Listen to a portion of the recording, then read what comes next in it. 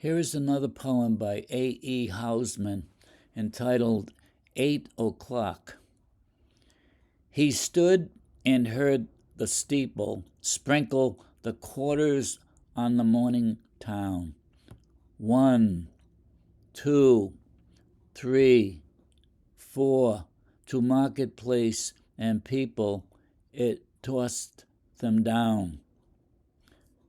Strapped, noosed, nighing his hour, he stood and counted them and cursed his luck.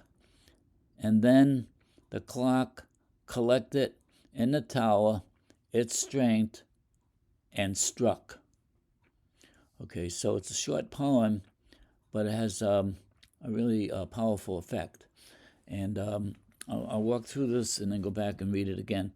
By definition, a vignette is a short piece of literature which tells a story like a snapshot in words, and it's to the point and it's packed with emotion.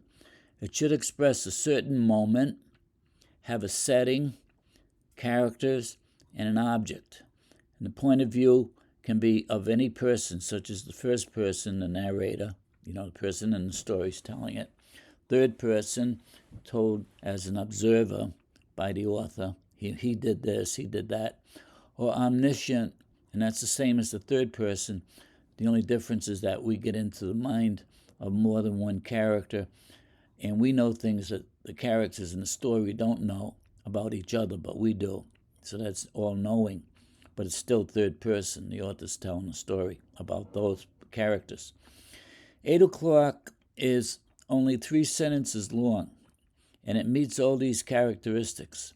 The narrator is the poet who remains away from the action, yet he describes the scene almost as if it were through the lens of a camera.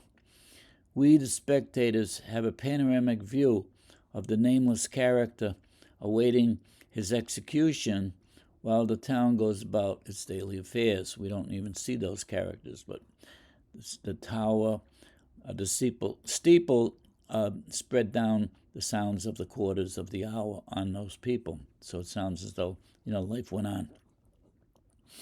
The sound of the town clock is widespread, as the quarters of the hour are sprinkled or broadcast far and wide for all to hear. There is this tone of informality on the part of the clock, for we're told it tossed them down on the people. And it reminds me of someone on a parade float and in a parade, and tossing trinkets to the spectators, they can tossing them off the float. The first stanza does not suggest any significant information about the person who heard the clock. He stood and heard the steeple sprinkle the hours on the town. That's all we're told. The only other information we have is that the time is morning. All right, so that's all we know in the first stanza. But then, when we go to stanza 2, the very first 2 words are strapped, noosed. So it reveals the drama immediately. And then, incrementally, little by little, we enter into the thoughts of the condemned man when we are told he cursed his luck. And then now the setting becomes clear, for it's a scaffold, and the man is awaiting his execution by hanging.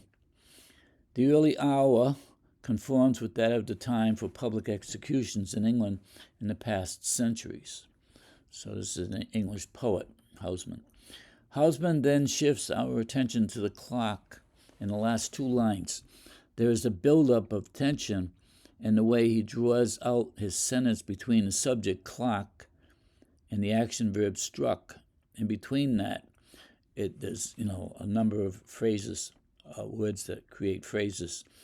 It simulates the tightening of spring before it is released with the words collected in the tower, its strength, and struck.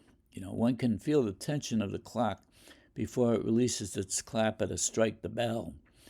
Through this word choice and arrangement, he has a pair of alliterative words, clock, collected, side by side, which provide a sound almost like that of a grandfather clock or any of those old clocks from the last century, the 20th century or even 19th century, mantle clocks, and you have to wind them up. And there's, right before the chime, there's like you can hear the gears, the sound of the gears in the clock. So that's what we get with that, just before the chime is sounded.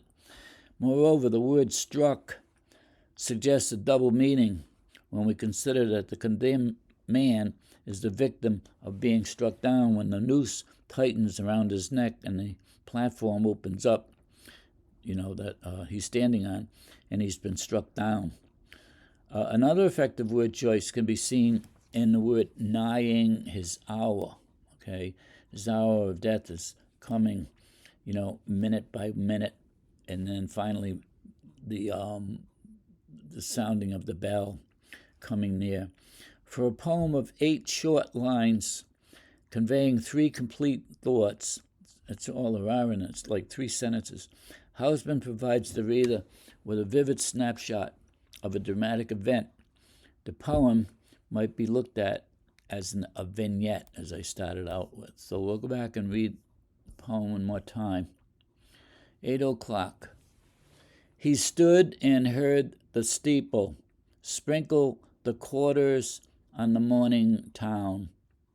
1, 2, 3, 4, to marketplace, and people, it tossed them down.